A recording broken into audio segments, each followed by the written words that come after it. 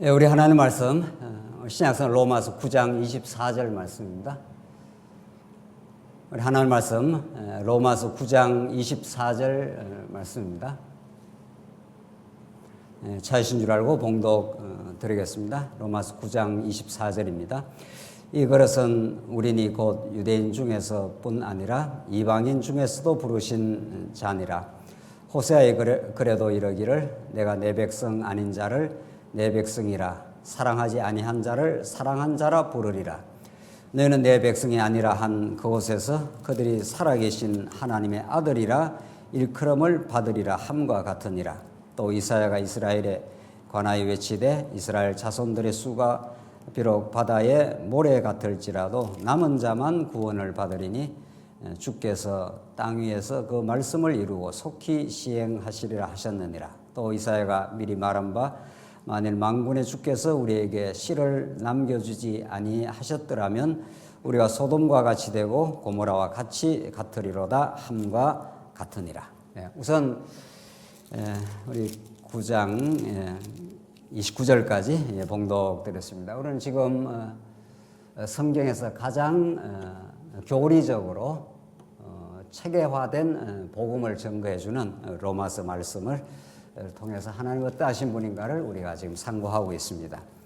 성경 전체가 언약의 말씀인데 그 언약의 내용이 하나님의 나라이기 때문에 하나님이 하나님의 나라에 관한 언약을 구약에 약속을 하시고 구약에는 이제 아브라함을 통해서 이제 아담에게 하신 약속이 이제 아브라함으로 계승이 되는데 아브라함에게 하신 약속이 다윗 왕국이라고 하는 강력한 나라를 그 수많은 대적들의 틈바구니 속에서 하나님이 세우시는 약속대로 모형적인 하나님 나라를 세우시는 여호와 하나님이시다 하는 것이 이제 성경 구약의 전체의 줄거리인 거죠. 우리는 지금 신약을 공부하고 있기 때문에 그런 구약의 언약적 배경, 하나님께서 아담에게 하나님 나라에 관한 언약을 하시고 그것을 아브라함에게 그대로 아담 이후에 아담부터 타락을 했고 그 위에 얼마나 그 이후 인류들의 말할 수 없는 타락에도 불구하고 하나님은 신실하게 하나님 살아계심을 그의 신실한 여호와 되심을 이제 증명을 시켜준 거죠. 그것이 이제 다윗 왕국으로 온전히 일어났는데 성취가 되었는데 그 모든 탄탄한 구약적 언약의 배경을 깔고 오늘 이제 로마서를 볼 때 우리는 로마서가 증거하는 칭의의 복음, 우리가 조금 더 포괄적으로 말해서 약속된 이 아들에 관한 복음을 우리가 정당하게 이제 이해할 수 있다는 겁니다. 로마서는 단순히 타락한 죄인을 구속해 주겠다, 칭의를 통해서 구속해 주겠다는 그 정도에 머물리지 않는다 하는 것이 우리의 문제의식이죠. 그것이 500년 동안 구속사적 신학의 전통에서 로마서를 이해해왔던 부분입니다. 타락한 인생을 구속을 하심으로 하나님이 얼마나 그 크신 은혜의 영광을 우리에게 드러내신다 하는 것도 뭐 성경에서 우리에게 정하는 매우 중요한 계시의 내용인 건 사실입니다. 그러나 우리 에베소서를 여러분들이 잘 이해하시는 대로 예수님이 이제 구속주로 죄 사함의 구속을 이루셨다는 것이 이제 들어있죠, 물론. 그러나 그 이전에 하나님 아버지께서 창세전에 우리를 예정하사 이미 그의 기쁘신 뜻대로 예정하사 그 은혜의 영광을 찬미하게 하려고 하나님 아버지의 예정이 먼저 나오고 그 다음에 그 아들 예수 그리스도를 대속의 제물로 구속함을 이루어내시는 그 놀라운 은혜를 또 드러내시고 더 나아가서 성령께서 오셔서 우리의 이제 인치심을 확정을 해 주셔서 그 하나님 나라의 그 놀라운 은혜를 우리 가슴에 이제 심겨 주신다. 인치셨다 하는 것은 도장을 쾅쾅 치듯이 확정을 해 줘 가지고 그 하나님 얼마나 무궁한 은혜를 이미 하나님의 예정을 통해서 구속의 방법을 통해서 또 성령께서 그걸 확정을 하셨다. 나는 그런 포괄적 이해 속에서 이 말씀이 이해가 되어야 로마서도 그렇게 더 깊고 넓은 로마서처럼 심도 있고 체계적이고 이 탄탄한 교리로 엮어져 있는 이 진리를 우리가 로마서 한 것만 우리가 지금 잘 살펴도 우리는 의심할 바 없이 하나님의 살아계심과 은혜를 느낄 수 있는 거죠. 그래서 우리가 칭의의 복음을 넘어서 로마서가 증언하는 대로 이 복음은 하나님의 복음인데 이 복음은 구약의 선지자들 통해서 이미 그 아들에 관하여 약속하신 것이라 이렇게 했기 때문에 그 부분을 우리가 좀 심도 있게 못을 받고 이 칭의로 나아갈 이유가 있다 하는 것이 지금 이번에 우리가 로마서를 접근하는 굉장히 중요한 포인트입니다. 자, 그렇게 이제 될 때 뭐가 달라지는가 하면은 죄악에서 우리를 구속해 함으로 이제 하나님의 은혜가 이제 드러나는 게 사실이죠. 엄청난 은혜가 드러납니다. 십자가의 대속의 사건이 드러나는데 그 죄악 이전에 아담이 타락하기 이전에 이미 풍요한 하나님의 나라가 있는 겁니다. 타락 이전에 이미 아담이 하나님의 형상으로 지어졌고 이미 하나님께서 생육하고 번성하라 땅을 정복하라 만물을 다스리라고 하는 그 놀라운 그 하나님 나라에 관한 언약을 했기 때문에 타락 이전에 이미 하나님이 경륜하시는 하나님의 나라가 있는 겁니다. 그 안에 하나님의 아들됨이 있는 거죠. 탕자가 나가서 만신창이가 되고 생명의 고갈 현상이 일어나고 가진 모든 것들을 다 잃어버리는 빈곤하고 처참한 상태에 돼지우리에 가서 돌아와서 놀라운 그 은혜를 깨닫기도 하지만은 원래 나가기 전에 풍요한 아버지 집에 있었던 겁니다. 이 부분은 굉장히 중요합니다. 여러분과 제가 이 땅에 살면서 이 자아식을 가지게 될 때 우리가 범죄도 하고 때로는 실수도 하고 이렇게 관계의 갈등도 있고 뭐 이러다 보면은 자꾸 내가 죄인이라는 이제 그게 노출이 되는 거죠. 그건 맞습니다. 하나님께서 그 죄인임을 노출을 시켜서 예수께로 오는 건 사실이지만은 그 죄인 되기 이전에 이미 우리는 예수 그리스도 안에서 만세전 하나님의 아들이 되어 있습니다. 우리의 원래 자리가 어디냐는 거예요. 근본적인 자리가. 이 부분에 대한 확실한 그 복음을 설명을 해 주는 거죠. 그래서 그 우리의 원래 하나님의 아들로서 예정함을 입고 하나님의 아들로 선택되고 그 지위가 변함이 없습니다. 그 근본적인 자리에서부터 우리가 복음을 이해를 해야 우리가 세상에 어떤 평가를 받고 어떤 뭐 때로는 무시를 받든지 뭐 평가를 잘못 받든지 그런 거하고 상관이 없다는 겁니다. 그런 거하고 아무 상관없이 우리는 하나님의 아들입니다. 그래서 우리가 만세전 하나님의 아들로 이미 그리스도 안에서 부름을 받았다는 거. 그걸 우리가 든든히 깨닫고 나면은 우리가 좀 실수가 있고 범죄하고 이랬을 때 빨리 회복이 되는 거죠. 사람들이 어떻게 보는가 아무 상관없습니다. 사람들한테 뭐 인정받으려고 애쓸 이유도 없어지는 거죠. 그만큼 약속된 아들의 복음이라는 그 예수 그리스도 사건을 통해서 우리도 그 안에 이미 아들이 되어 있다는 사실, 거기서부터 지금 로마서가 시작을 하는 겁니다. 원천으로부터 시작을 합니다. 뭐 잘못됐기 때문에 고쳐준다, 이건 나중 이야기고 원래 근본적으로 우리는 하나님의 자녀로 서 있는 겁니다. 로마서는 그렇게 시작을 합니다. 거기부터 말뚝을 딱 받고 시작을 하기 때문에 근본 하나님의 그렇게 정해놓으신 하나님의 불변하심, 그 신실하심, 그의 능력, 우리는 그런 존재자들이지 세상에서 규정되는 그런 존재가 아니다. 이게 우리의 본질적인 자리입니다. 자, 그런 그 하나님 나라 복음을 이제 가르쳐 주기 위해 그 은혜로 깨닫게 하기 위해서 우리를 불순종 가운데 잠시 가두셔서 의인은 없나니 하나도 없다. 이렇게 해서 이제 죄인으로 우리가 이 땅에 태어납니다. 그러나 하나님께서 이미 하나님의 아들 안에서 우리가 부름을 받았기 때문에 하나님의 의를 덧입혀줘서 하나님의 의 대신 예수를 이 땅에 보내줘서 그분으로 우리가 이제 칭이 된다는 거죠. 그 의가 예수 안에서 의롭다움을 받는 그 칭의의 그 기초가 뭐냐? 그 구약적인 기초가 뭐냐를 우리가 지금 이 부분에 살피고 있는 거죠. 구약의 11장. 이게 이제 굉장히 그 논란이 많이 되고, 신학자들이 이제 굉장히 힘들어하는 부분이라는 거죠. 여기에 이제 이방인, 유대인 문제가 자꾸 번갈아 나오면서, 나오면서 이제 그 의의 기초가 뭐냐를 지금 설명해 가는데, 우리는 지난 시간 유대인은 언약에 기초를 한 거다.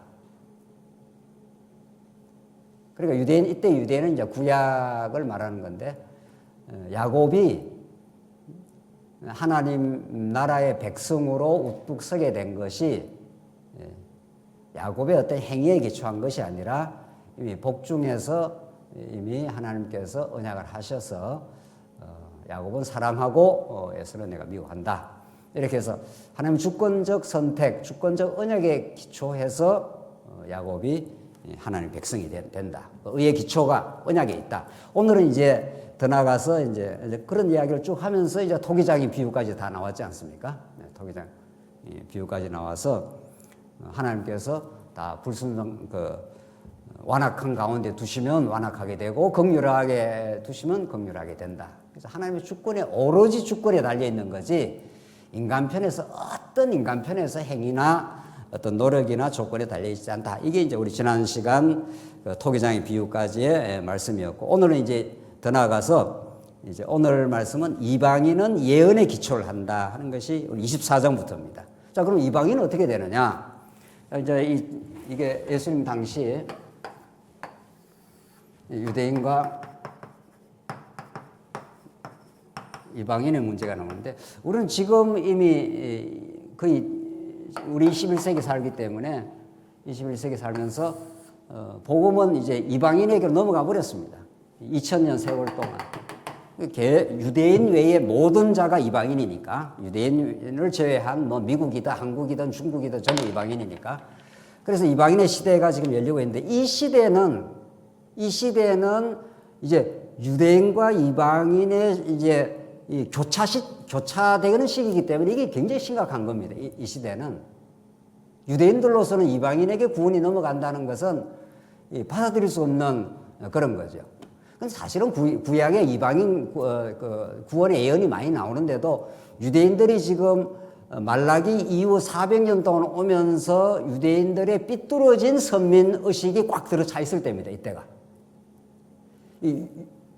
하나님께서 유대인을 선택한 것은 전적인 은혜다는 것을 제대로만 유대인들이 깨달았으면 이방인도 우리도 뭐 범죄하고 말할 수 없는 인생들이지만은 하나님께서 아브라함을 약속으로 은혜로 불러서 우리가 하나님 나라 백성이 되었다. 이렇게 이제 제대로 은혜로 깨달았다면은 이방인 문제가 심각하지 않는 거죠.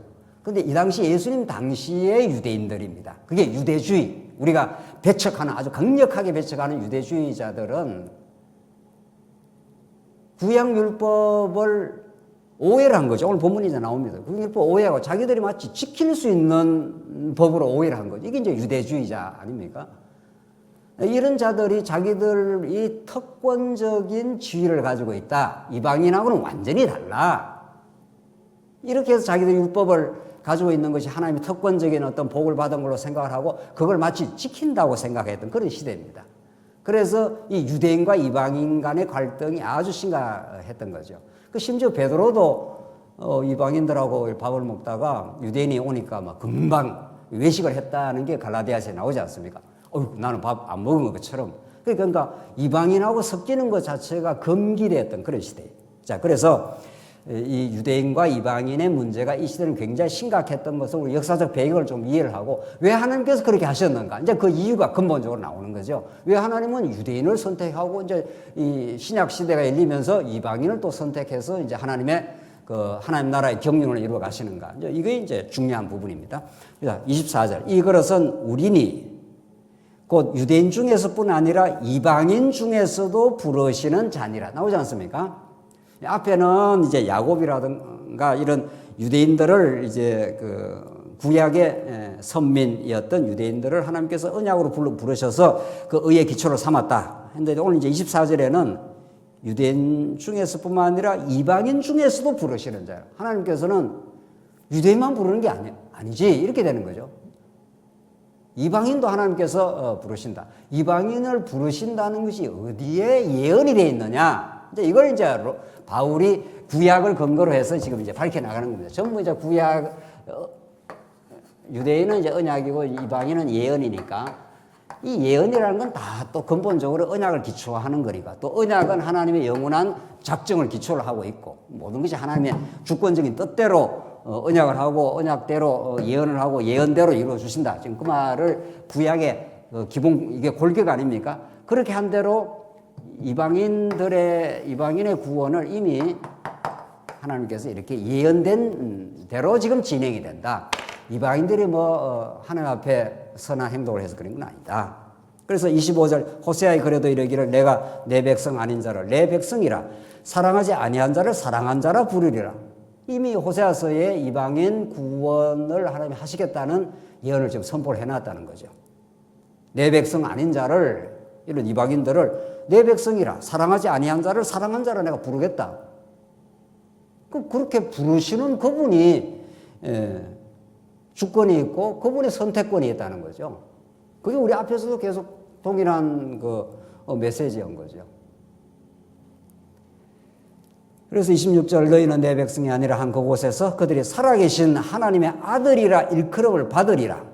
내 백성이 아니라 이건 구약적 개념으로는 유대인들만 하나님께서 구약에 선택하시고 그들을 다윗왕국을 이루어줘서 이방인들은 아닌데 다 멸하고 다 그랬지 않습니까? 에돔이든 모압이든 아수리든 하나님께서 막 멸해 나가는 건데 그런 그 시대에 장차 예수 그리스도가 오시면 이방인들을 하나님께서 부르시겠다 하는 그런 하나님의 그 예언적 기초가 있다는 거죠. 왜 이렇게 되는 거죠? 왜 이방인들을 하나님께 왜 어떤 조건에서 불러? 이런 아무 조건 없어. 내 백성 아닌 자를 내 백성 삼겠다는 겁니다. 조금 더 보십시오. 27절. 또 이사야가 이스라엘에 관하여 외치되 이스라엘 자손들의 수가 비록 바다의 모래 같을지라도 남은 자만 구원을 바라. 이게 이제 남은 자 사상입니다. 하나님께서 다 구원하는 게 아니라 그 중에서 특별히 남은 자가 있는데 그 남은 자만 하나님께서 선택해서 구원을 하시겠다. 28절. 주께서 땅 위에 그 말씀을 이루고 또 속히 시행하시리라 하셨느니라. 또한 이사야가 미리 말한 바 만일 만군의 주께서 우리에게 씨를 남겨주지 아니하셨더라면 우리가 소돔과 같이 되고 고모라와 같으리라 함과 같다. 이게 이사야에 나오는 말씀 아닙니까? 이게 구약에서도 하나님께서 씨를 남겨주지 않았으면은 이사야 그 시대에 북이스라엘이든 남쪽 유다든 그들의 범죄는 이루 말할 수가 없는 거죠. 소돔 고모라와 같다는 겁니다. 방불하다는 겁니다. 이스라엘 백성들의 그 죄악이. 그러니까 하나님은 사실은 더 가슴 아픈 거죠. 아예 아수르라든가 바벨론은 하나님 버린 백성들이니까 그들이 여호와 하나님을 섬기지 않는 거야 당연한 거지만은 이스라엘 백성들이 여호와 하나님을 정면에서 거부하고 성전을 제멋대로 막 바꿔버리고 제사를 제멋대로 합니다.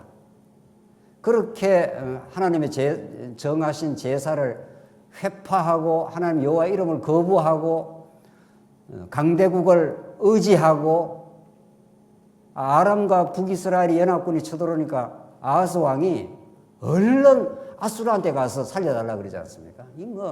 그 행위대로 말하면 다 썰어버려야 되는 겁니다. 그런 소돔 고모라 같이 하나님이 긍휼로 남겨두어서 살아남지 이런 뜻입니다. 여기 오늘 본문이 그렇잖아요. 그런 것처럼 이런 거죠. 그런 것처럼 하나님께서 이방인 가운데서도 하나님 남겨두신 자가 있다. 우리 다 이방인 아닙니까? 전부.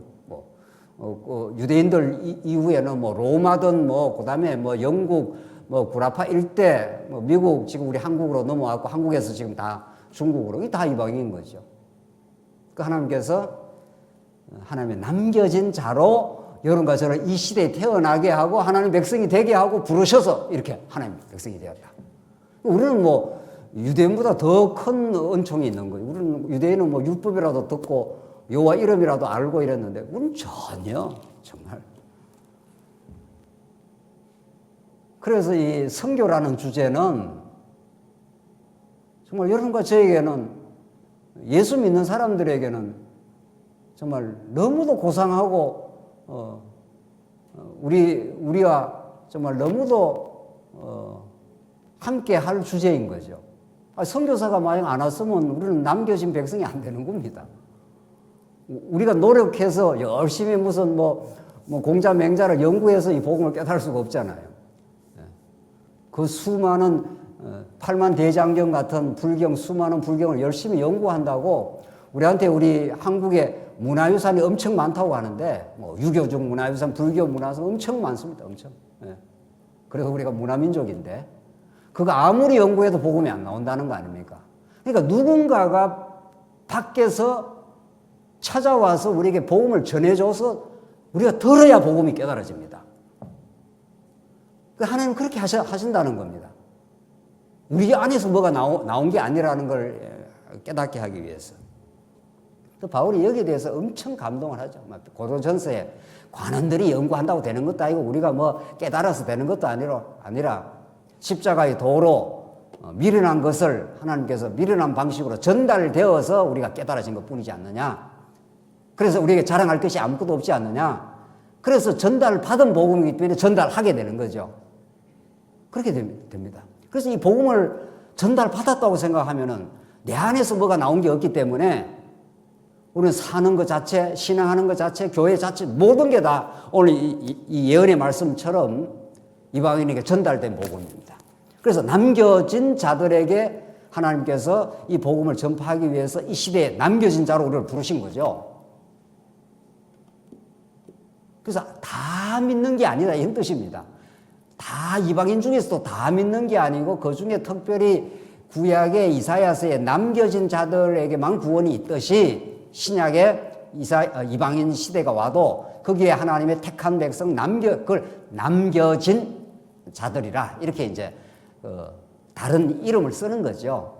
택한 백성이라 해도 되고 하나님 나라 백성이라 해도 되고 남겨진 자라 해도 되고 그렇게 하나님께 하셨다는 겁니다. 이방인 구원 아무 조건 없이 한다는 겁니다. 그저 하나님이 베푸시는 은혜로 한다는 겁니다.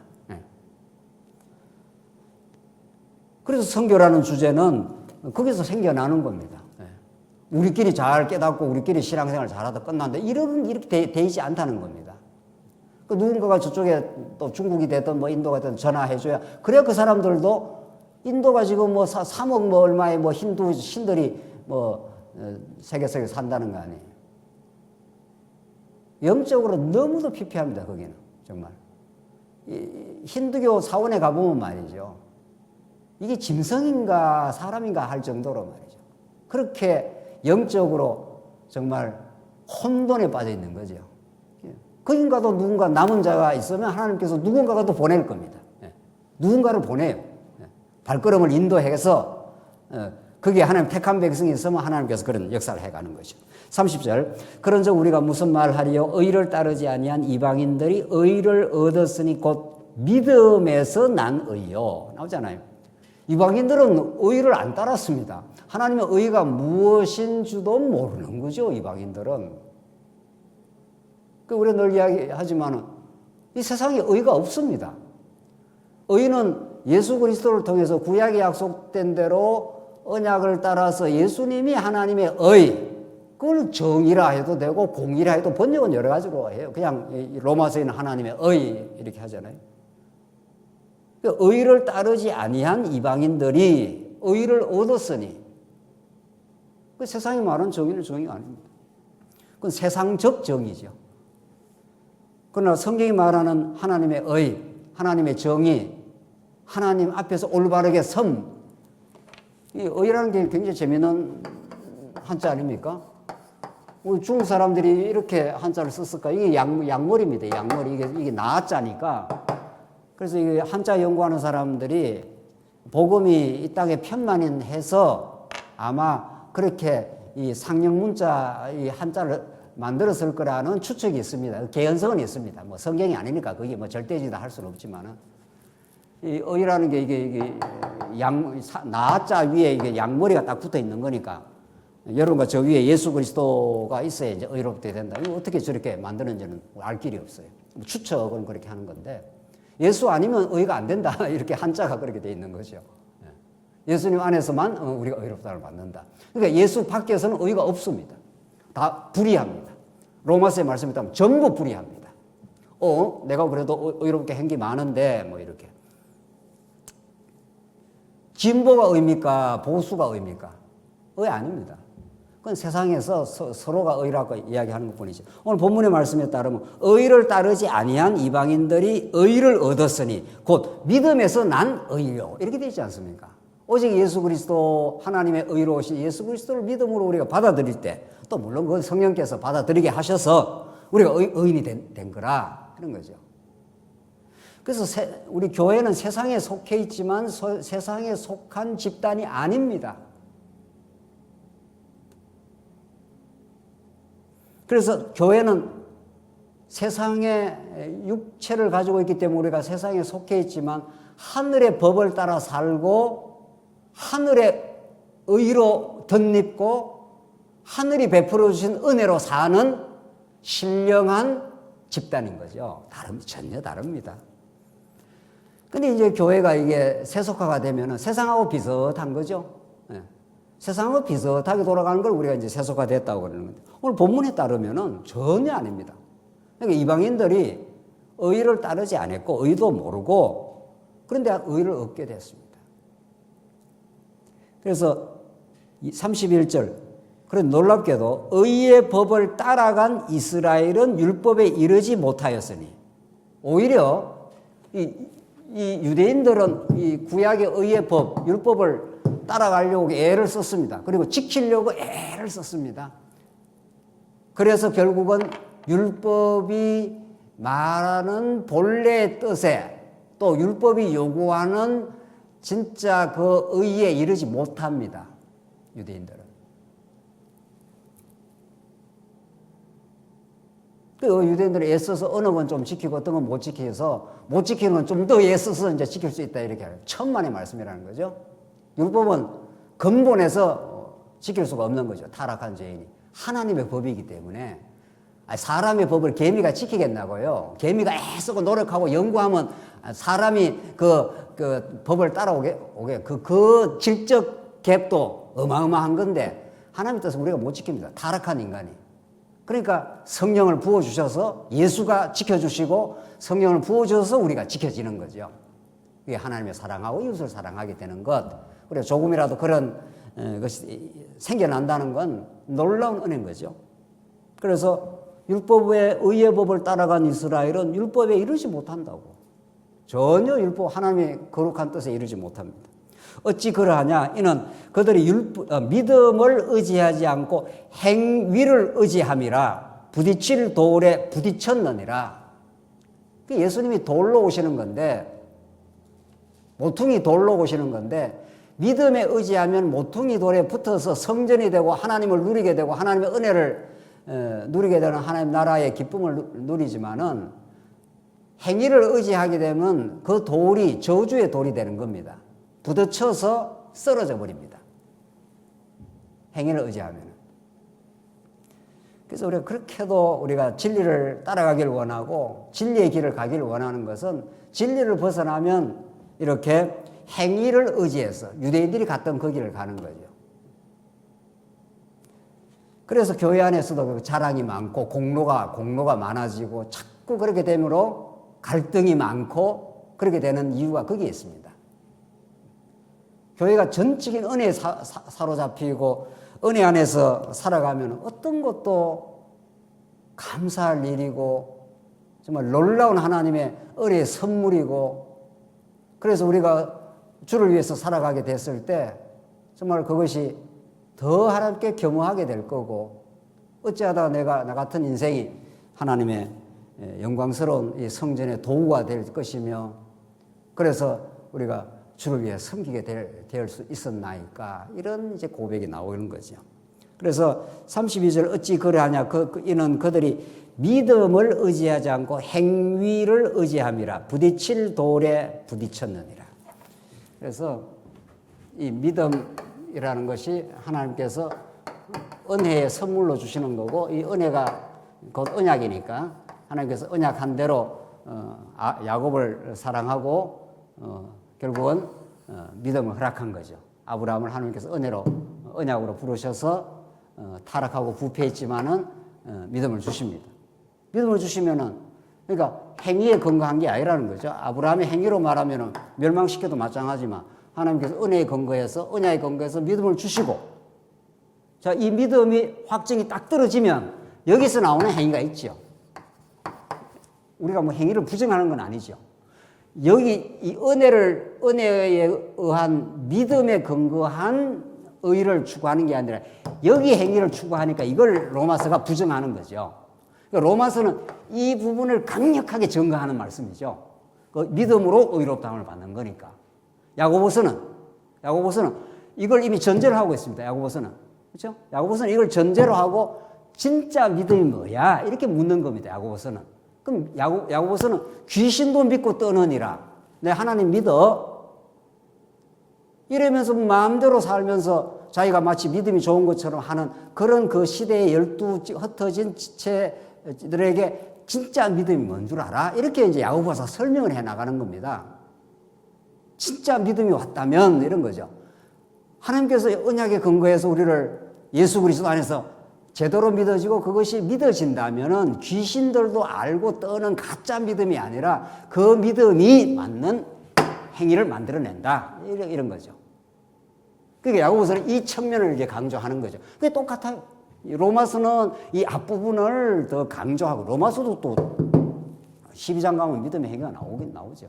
그러니까 이제 얻은 걸 더 이제 강조하느냐의 그 차이일 뿐이지, 그걸 다 우리는 전체로 합치면은 다 하나님이 은혜로 부르시고 믿음을 주시고 믿음의 삶을, 믿음의 행위를 하게 하시는 여호와 하나님이다. 이렇게 되는 거죠. 그래서 여기서 말하는 행위를 의지함이라는 것은 자기가 뭔가를 유대주의자들이 율법 앞에서 애쓰고 노력해서 뭔가를 자꾸 하려고 하는 거죠. 그래서 진짜 우리 믿음의 행위는 우리 성도님들한테 정말 나오는 믿음의 행위는 너무도 자연스럽습니다. 뭐 애써서 하는 게 아닙니다. 너무도 자연 발생적으로 하고 싶어서 또 하고 나서도 너무도 기뻐서 감사해서 이렇게 나오는 겁니다.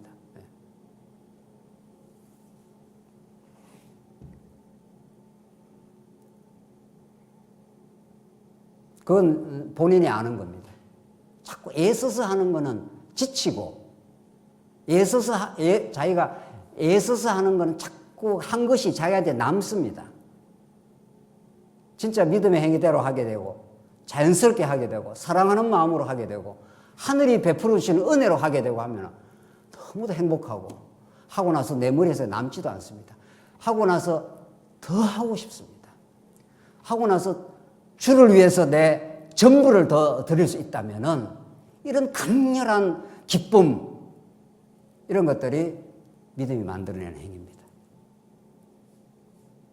33절 기록된 바 보라 내가 그침돌과 그치는 바위를 시온에 두노니 그를 믿는 자는 부끄러움을 당하지 아니하리라 함과 같으니라.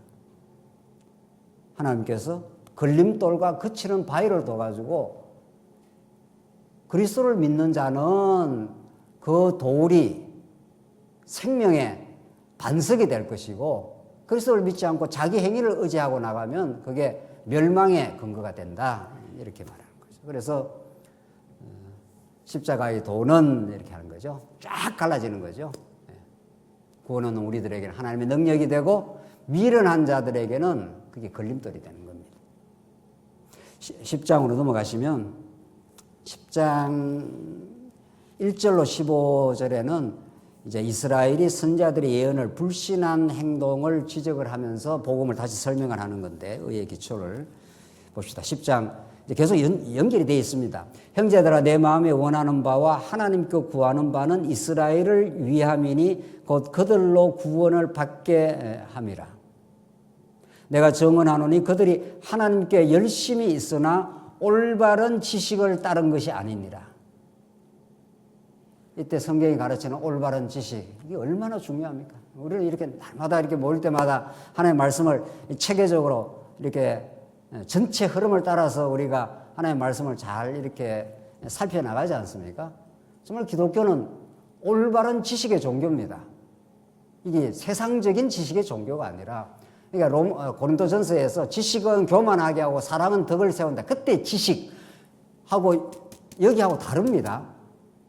고린도전서에서 지식이 많으면 사람을 교만하게 만들고 사랑은 덕을 세운다는 표현이 있지 않습니까? 그러니까 거기서는 지식을 강조하지 않는데, 고린도전 그때 지식은 이론적인 지식, 머릿속에 들어있는 지식, 내가 너보다 더 많이 알고 있다고 하는 교만에 이르는 지식, 그런 지식을, 그건 이제 부정적인 의미의 지식이죠. 여기서 말하는 지식은 하나님을 올바르게 아는 지식, 언약을 이루시는 여호와 하나님, 그분이 보내시는 하나님 아들 예수 그리스도에 대한 올바른 지식.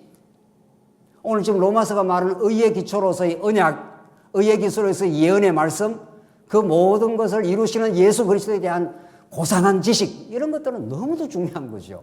그러니까 말씀을 우리 같이 이렇게 확인하고 배워가고 이런 거는 이건 너무도 중요한 겁니다. 올바른 이 지식적인 말씀을 안 깨달으면 이게 자기 생각으로 예수 믿는 거죠. 네. 내가 열심히 내면 복을 주실란가 보다, 이런 식이 되거나. 정말 로마서가 우리가 1장 1절부터 지금 16장까지 마지막까지 포괄적으로 하나님의 나라에 관한 언약으로 하나님이 약속하시는 그 하나님의 나라를 예수 안에서 이루어 주시려고 우리를 잠시 불순종에 가두어 두셨다가 하나님의 의로 이 땅에 오셔서 우리 하나님의 나라 백성이 되게 하고 의롭다함을 얻게 하고 우리 안에서 그 세상 어떤 것보다 더 소중한 믿음이라는 선물을 주시고 그 믿음 안에서 만들어지는 아름다운 행위가 이루어지게도 하시고 이런 거죠. 그게 올바른 지식입니다. 이 지식 없이 어떻게 우리가 예수를 제대로 믿겠냐고요. 그래서 이렇게 우리가 또박또박 하는 겁니다. 이렇게 성경이 이렇게 지금 흘러가고 있는 거니까. 유대인들이 열심은 있다는 거예요. 모든 인류가 종교적 열심이 있는 겁니다. 모든 인류가 유대인은 하나의 그 대표적인 빗나간 그룹의 대표를 이제 바울이 그 시대 정황 속에서 이제 픽업을 해가지고 지금 설명하고 있는 거죠. 모든 인류가 다 종교적 열심이 있습니다. 티베트 불교를 가봐도 그렇고 이슬람 종교를 들다봐도 그렇고 그 사람들의 열심은 이루 말할 수 없습니다. 그 사람들은 죽는 한이 있어도 엉기 쳐들고 저기 메카를 향해서 절하고 코란 애우고 하는 그 열심은 이루 말할 어릴 적부터 그 열심은 TV에서 보니까 애들이 조그마한 너댓 살던 애들을 방학 때 되면은 코란을 그렇게 열심히 가르쳐요. 우리 교회 학교를 좀 그렇게 해야 되는데 말이죠. 따지고 보면. 그렇게 율법적으로는 할 건 아니지만 아주 우리 교회 학교를 그렇게 열심히 가르칠 필요가 있는 거죠. 그거는 조그마한 애들이 그 코란경을 배우는데 일사불란합니다. 일사불란. 그러니까 그렇게부터 배워오기 때문에 이거는 어른이 돼가지고 어디 가도 그 사람들은 그 시간 그때만 되면은 엉덩이 들고 알라 신을 한해서 예배하고 하는 거죠. 그게 잘 됐다는 뜻이 아니라 이게 종교적 거짓 열심이 많다 이런 뜻입니다. 왜냐하면 왜 그렇게 합니까? 그 사람들이 제대로 된 신앙을 가지고 하는 거냐고요. 그렇지 않습니다. 스스로 구원을 얻으려니까. 그렇게 해야 그 사람들은 심지어 자살폭탄 가지고 죽으면 천국 간다는 거 아니에요. 천국이 보장되기 때문에 그 사람들은 기꺼이 자살폭탄 가지고 순교를 합니다. 가짜 순교. 그러니까 인간은 그게 다 자기를 위해서 하는 겁니다. 하나님의 올바른 영광을 위해서 하는 건 아니죠. 이게 가짜 열심인 거죠. 그래서 오늘 2절에 내가 정언하노니 그들이 하나님께 열심히 있으나 올바른 지식을 따르는 것이 아니니라.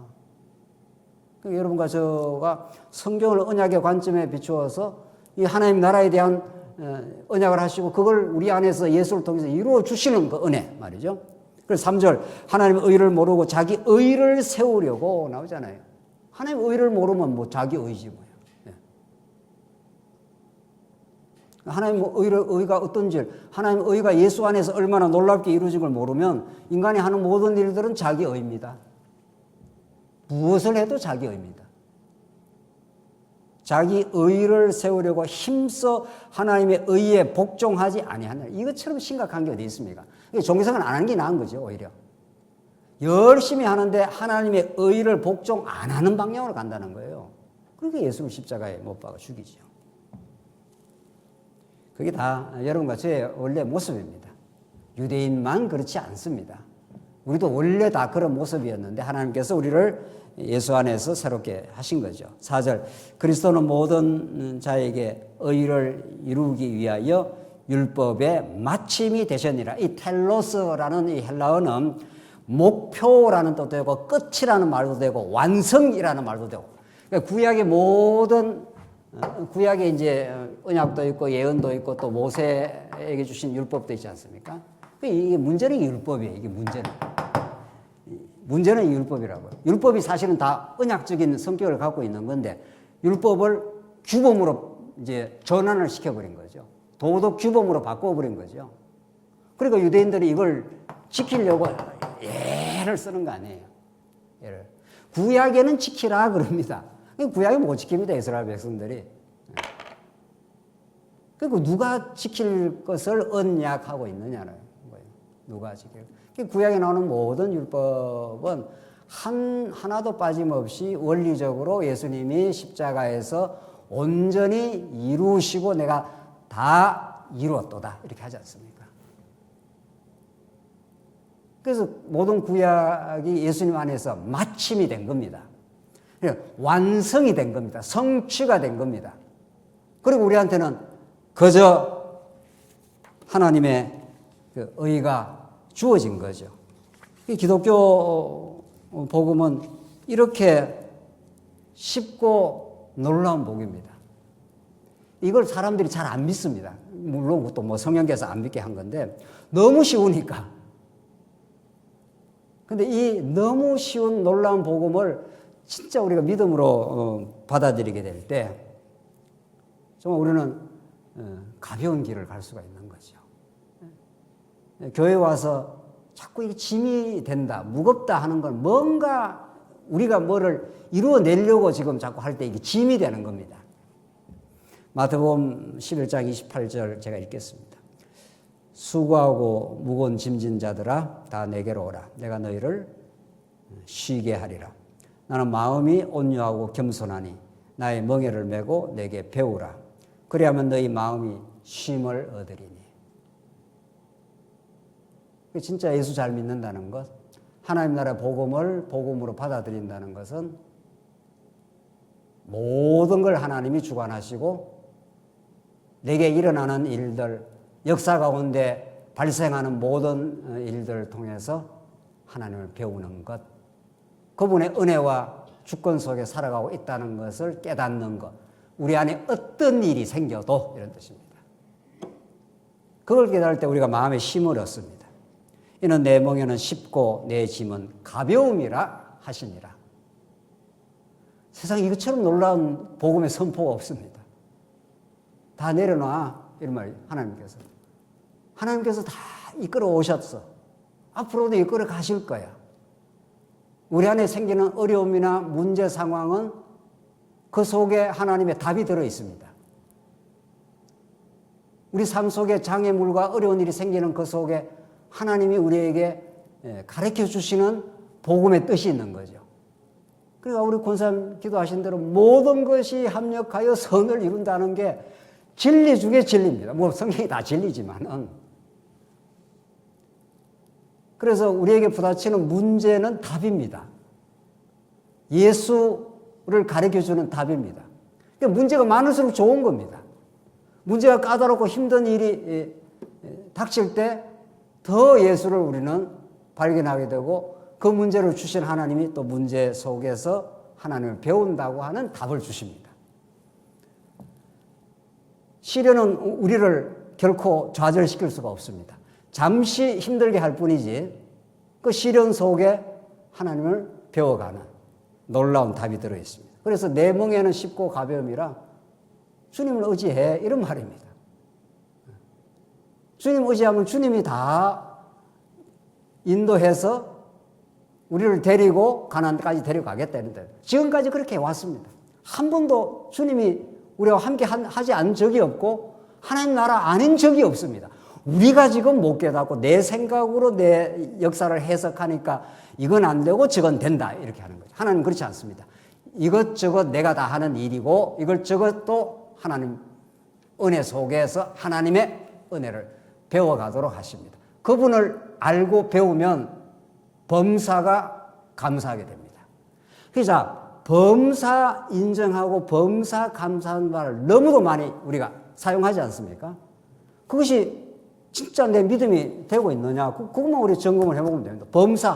범사에 뭐 빠진 게 있습니까? 우리 자식이 아프다든가, 사업이 망했다든가, 교회에 어떤 어려움이 생겼다든가, 그거 다 범사 속에 들어있습니다. 그 속에 하나님이 행하시는 일이 있습니다. 그 속에 은혜의 손길이 있고, 그걸 통해서 우리가 얼마나 죄인인지, 하나님 은혜가 얼마나 큰지, 그 능력이 얼마나 놀라운 분이신지를 가르쳐 주고 있는 거죠. 그 신령한 눈이 떠지기만 하면은 우리는 범사에 내가 애쓰고 노력하고 이렇게 하는 시도를 점점 내려놓게 되고 그분이 하시는 일을 따라가게 됩니다. 그분이 하시는 일을 따라갈 때 가장 내 삶이 역동적이고 생명에 차 있고 감사가 있고 범사에 하나님을 인정하기 때문에 아주 생동감이 넘치는 거죠. 다릅니다. 세상 사람들이 용쓰고 애쓰고 자기 목표 이루려고 하다가 쓰러지고 갈등하고 하는 거하고 달리 하나님께서 우리 믿는 자들에게 의를 이루시기 위하여 율법의 마침이 되어 주셨다. 구약의 모든 율법을 다 이루어 주시고 너는 하나님의 자녀라. 우리 자녀한테 이루어지는 어떤 일도 우리 믿음에 불리한 게 없습니다. 하나님이 하나님을 의지하고 하나님을 배우는데 불리한 조건, 환경을 안 줍니다. 그걸 만약 줬다면 하나님이 잘못된 거죠. 하나님 하시는 모든 일이 옳습니다. 그 신령하고 놀라운 은혜의 깨달음, 그걸 깨달을 때 우리는 하나님 내 짐을 주님께 의지하고 오늘 내게 부딪힌 고통을 피하려는 게 아니라 그대로 받으면서 그 속에 하나님 우리를 지켜가신다고 하는 놀라운 믿음의 세계로 전진할 수 있습니다. 기도하십시다. 자비하신 하나님 아버지, 은혜를 감사합니다.